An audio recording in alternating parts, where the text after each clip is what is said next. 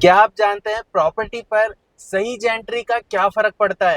दोस्तों, एक इन्वेस्टर को प्लॉट खरीदते टाइम जेंट्री उतनी ही ज्यादा मायने रखती है जितना आपके लिए लोकेशन, डेवलपमेंट, आसपास की कनेक्टिविटी या आसपास का इंफ्रास्ट्रक्चर जितना मायने रखता है, उतना ही ज्यादा इम्पोर्टेंट है आसपास के एरियाज में रहने वाले लोग कैसे हैं।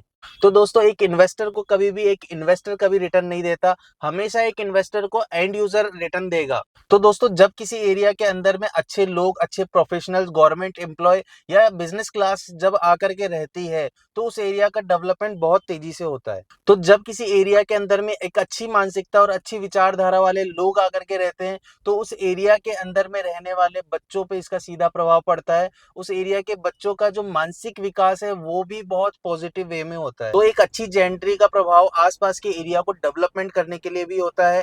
जब किसी एरिया के अंदर में अच्छे लोग, यानी कि बिजनेस क्लास लोग, अपर क्लास लोग या गवर्नमेंट एम्प्लॉयज जैसे लोग जब आकर के रहते हैं, तो उस एरिया में जो मार्केट में जो डिमांड होती है प्रोडक्ट्स की, वो हाई वैल्यू प्रोडक्ट की होती है, जिससे उस एरिया के अंदर में अच्छे अच्छे ब्रांड्स, अच्छी अच्छी कंपनीज आते हैं और मार्केट की वैल्यू भी बढ़ती है और कहीं ना कहीं वो एरिया जल्दी से डेवलपमेंट होता है।